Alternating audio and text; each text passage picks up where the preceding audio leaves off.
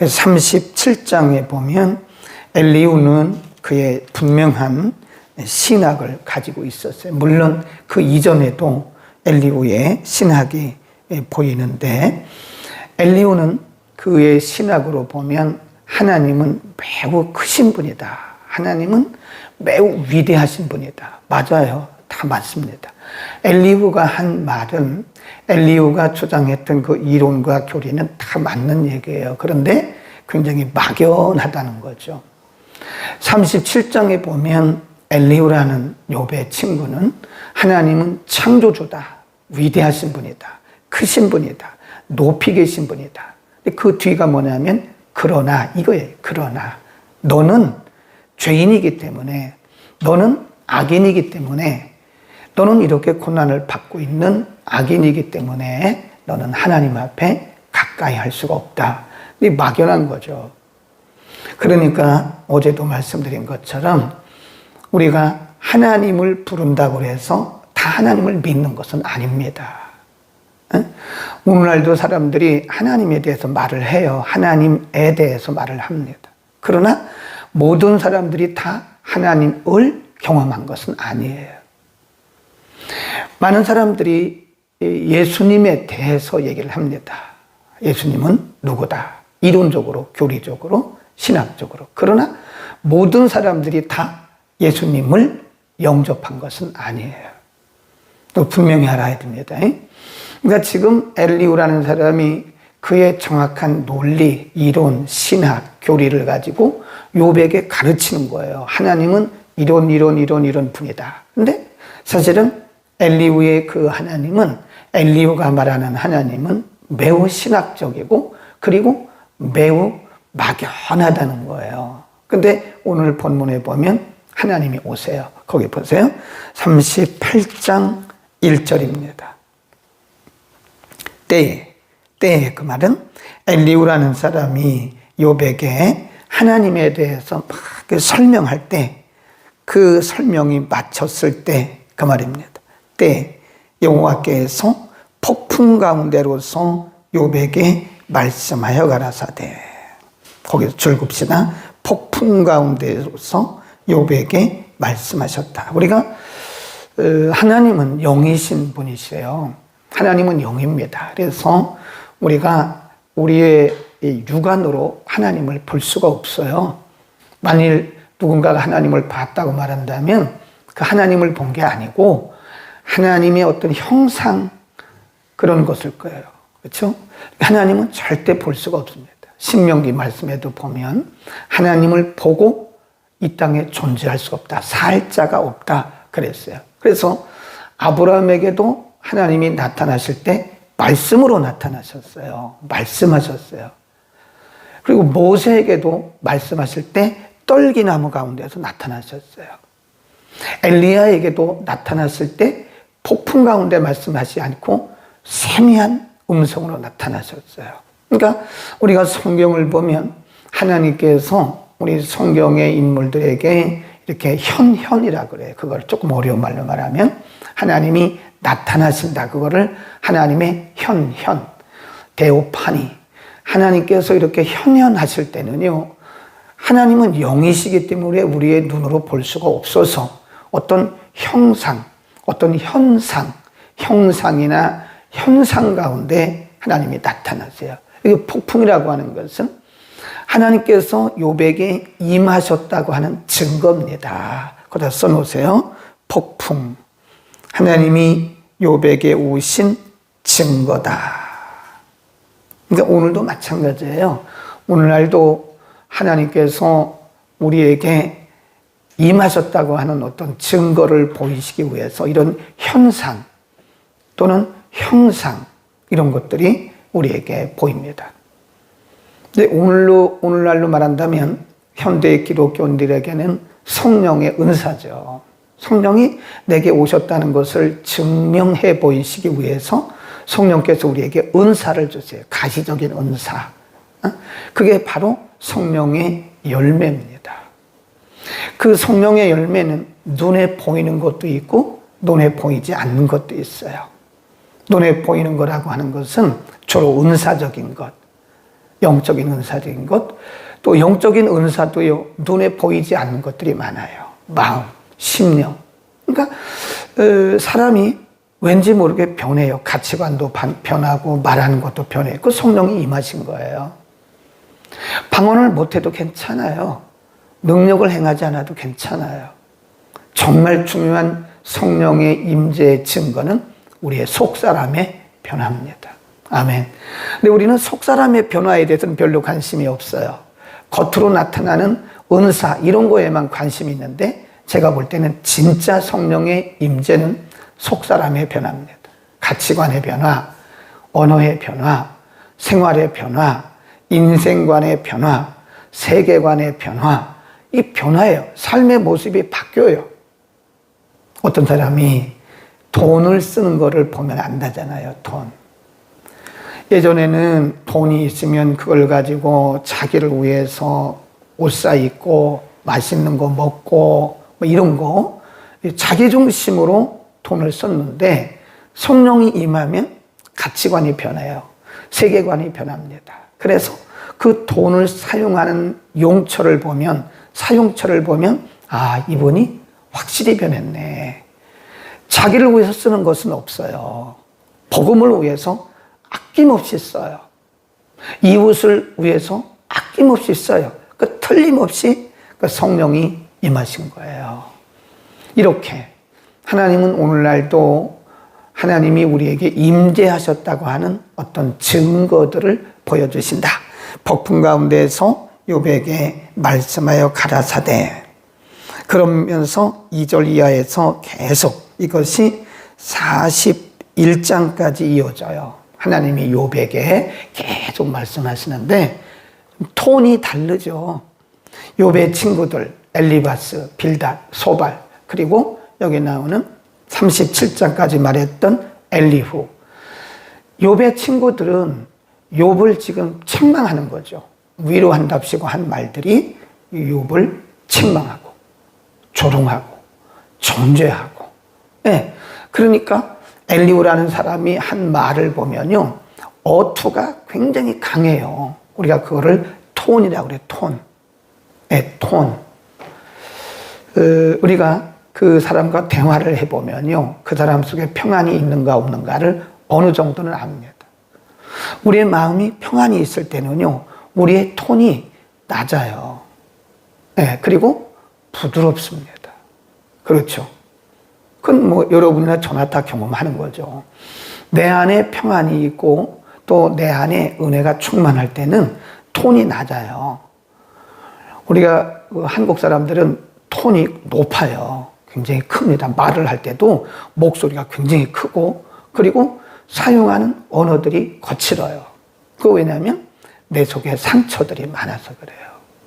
그 상담하는 사람들은 이 상담할 때 그 사람의 언어, 용어, 사용하는 어휘, 그 사람의 톤을 잘 주의합니다. 주시를 해요. 그러면서 아, 이 사람이 어느 정도의 상처가 있구나라는 것을 파악을 하는. 그건 속일 수가 없어요. 우리의 마음이 우리의 말로 이렇게 그대로 드러납니다. 그래서 상담하는 사람들, 심리학자들은 그 사람의 심리가 파악이 탁 되는 거예요. 말하면서 아, 이분에게는 평안이 많이 없구나. 아니면 이분은 상처가 있구나.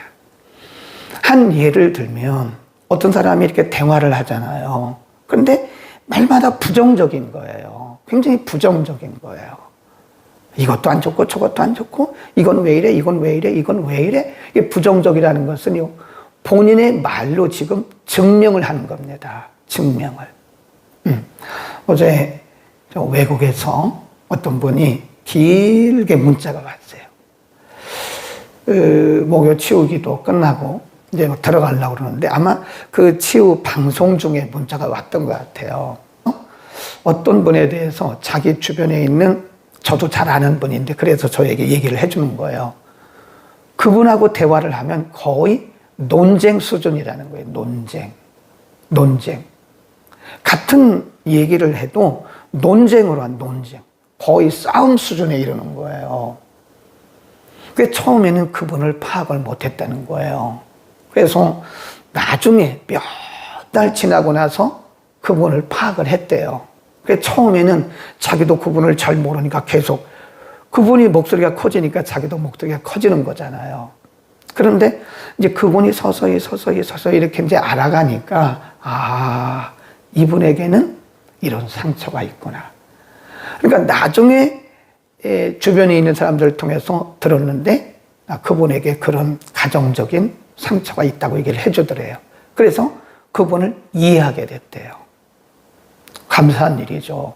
처음에는 그분이 왜 저렇게 부정적이고 무슨 얘기만 하면 논쟁 수준이었는데 왜 저분은 저렇게 부정적이고 매사마다 부정적이고 비난하고 다른 사람에 대해서 옳게 얘기하는 것이 하나도 없다는 거잖아요.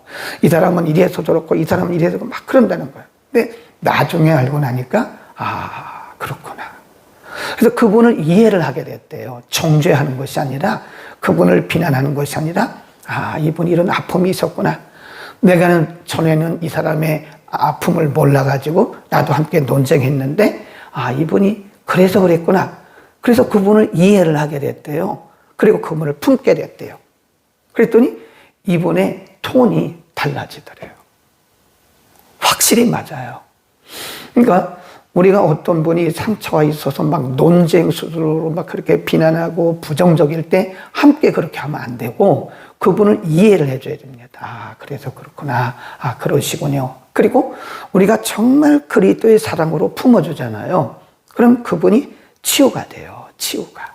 그러니까 욥의 친구들처럼 함께 비난하고 함께 논쟁하고 그러면 욥이 더 상처를 받았던 것처럼 우리의 지체들이 아니면 우리와 대화하는 상대가 상처가 더 커지는 거예요. 그러니까 이해해주고 이렇게 안아주면 감싸주면 그런 사람들도 치유가 해요. 그게 복음입니다. 아멘. 우리는 사람들을 이해하려고 애를 써야 돼요. 지금 하나님이 욥에게 하시는 말씀은 똑같은 하나님에 대한 얘기거든요. 37장에서 엘리후도 하나님에 대해서 쭉 얘기했는데 여기 하나님이 직접 말씀하신 것은 톤이 달라요. 톤이. 엘리후는 욥을 비난하기 위해서 욥을 책망하기 위해서 톤을 높여가면서 목소리를 높여가면서 욥에게 말했지만 여기 하나님이 말씀하시는 욥에게 하나님의 말씀은 굉장히 부드러워요. 이게 다른 거예요. 다시 보세요. 1절 때에 여호와께서 폭풍 가운데로서 욥에게 말씀하여 가라사대 그러면서 쭉 얘기합니다. 3절입니다.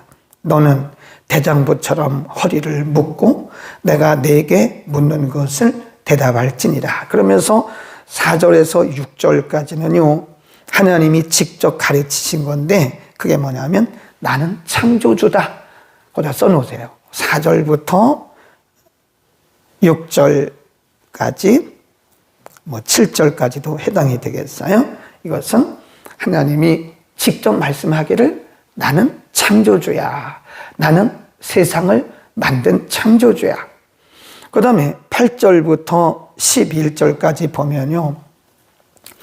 바닷물이 태에서 나옴같이 넘쳐 흐를 때에 문으로 그것을 막은 자가 누구냐? 그때 내가 구름으로 그 의복을 만들고 흑암으로 그 강보를 만들고 거기 보면 계한을 정하여 문과 빗장을 베풀고 그 말은 이런 말씀이에요. 쉽게 설명을 하면 하나님이 바다를 만들으셨잖아요.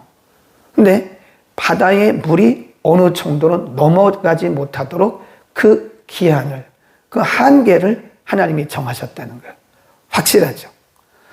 서쪽에 있는 서해 물이 강속으로 막 흘러오면 강속으로는 침수됩니다. 근데 서해 물이 어느 정도 딱 멈춰 있어요.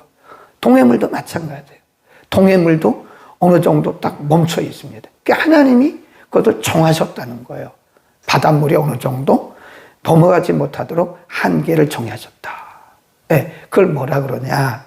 8절부터 11절을 하나님의 통치라고 써놓으세요. 하나님의 통치. 하나님이 통치하시는 영역이 이렇게 대단하다. 그 다음에 12절부터 18까지는 이런 말씀이 있어요. 12절부터 1절, 12절 내가 나던 날부터 아침을 명하였었느냐? 내가 새벽으로 그 처소를 알게 하였느냐? 그러면 쭉 내려가다가 생명 그런 표현을 씁니다. 예, 16 내가 바다 근원에 들어갔었느냐? 깊은 물 밑으로 걸어 다녔었느냐? 사망의 문이 내게 나타났었느냐? 사망의 그늘진 문을 내가 보았었느냐? 그러면서 사망, 생명 그런 표현을 써요. 이 말은 무슨 말씀이냐면 하나님께서 인생에 그리고 이 땅에 있는 모든 피조물들의 생명을 주관하신다. 생명의 주관자다. 그런 뜻이에요. 그러니까 지금 여러 가지 말씀들을 하나님이 욥에게 하셨지만 첫 번째는 4절부터 7절까지 창조주다. 8절에서 11절에서는 하나님은 세상을 통치하시는 통치자다. 그 다음에 12절부터 18절까지는 하나님께서 생명을 주장하신다. 그런 거예요. 사람이 살고 죽는 이 땅에 있는 모든 피조물들이 살고 죽는 것이 다 하나님의 손에 달렸다고 하는 것이죠. 지금 하나님이 욥에게 무슨 신학을 가르치려고 그러는 게 아니에요. 욥의 궁금증이 있었죠. 1장에서 보면 하나님이 많은 천사들과 사단이 보는 앞에서 욥을 칭찬하셨어요. 내 종 욥같이 의롭고 내 종 욥처럼 하나님을 경외하는 사람을 보았느냐? 하나님이 분명히 1장에서 욥을 칭찬하셨는데 갑자기 욥에게 고난이 닥치잖아요.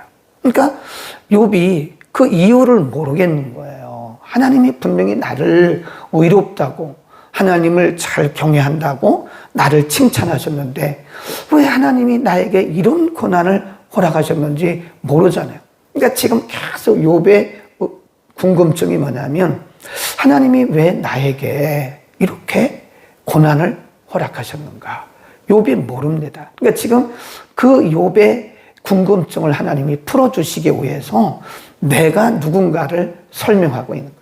그러니까 엘리후하고는 달라요. 엘리후가 욥에게 하나님에 대해 설명한 것은 그를 비난하고 책망하고 정죄하기 위한 것이지만 지금 하나님은 욥에게 자기 자신을 가르치는 것은 욥의 궁금증을 풀어주기 위해서 하나님이 이렇게 말씀하시는 거예요. 그러니까 접근 방법이 틀려요. 마귀는 우리를 정죄합니다. 우리를 정죄하는 것이 마귀의 목표예요. 그래서 우리로 하여금 길을 팍 죽여요. 낙심하게 하고 절망하게 하고 포기하게 하고 이게 마귀의 목표예요. 근데 하나님은 똑같은 말씀을 하셔도 하나님의 의도는 달라요. 우리에게 용기를 주시고 힘을 주시고 우리를 세워주시고 우리를 더 잘되게 하시는 것이 하나님의 의도예요. 그러니까 엘리후도 하나님에 대해서 얘기를 했어요. 하나님도 하나님에 대해서 말씀을 하셨어요. 근데 의도가 틀려요. 엘리후는 욥을 비난하기 위한 거예요. 너는 악인이야. 너는 죄인이야. 너는 지금 죄의 대가를 치르고 있는 거야. 이 말을 증명하기 위해서 하나님을 이용한 거예요. 하나님의 그 이름을 이용한 거예요. 그러나 하나님은 그게 아니죠. 욥의 궁금증. 그러냐? 네가 그렇게 궁금하냐? 그러면서 지금 하나님이 38장, 39장, 40장, 41장까지 아주 세밀하고 친절하고 인자하게 하나님은 하나님이 누구신가를 욥에게 가르치고 있는 거예요. 그게 다르죠. 우리는 하나님의 마음으로 세상을 살아야 될 것 같아요. 몰라서 그런 사람에게 그것도 모르냐고 막 책망하면 안 되죠. 아니 몰라서 그러는 건데 그런 사람에게 그것도 모르냐고 막 그러면 안 되죠. 이해를 하고 천천히 그리고 자세하게 가르쳐야죠.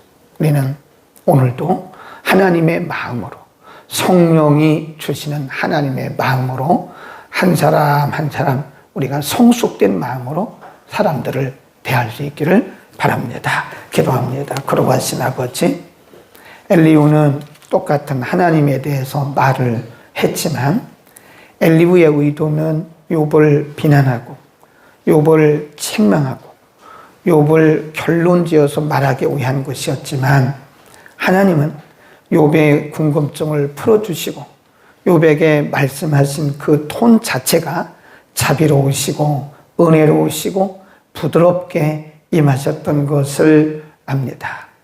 하나님이 욥을 책망하시기보다는 그를 정죄하시기보다는 욥을 이해하시고 욥의 궁금증을 풀어주셨던 것처럼 하나님 이제부터 우리는 엘리후처럼 엘리바스나 빌닷이나 소발처럼 책망과 비난과 조롱이 아닌 하나님처럼 하나님의 마음으로 우리가 이해해주고 안아주고 그래서 주변에 있는 우리의 지체들을 하나하나 세워가고 치유해가는 하나님의 능력의 통로가 되게 하옵소서.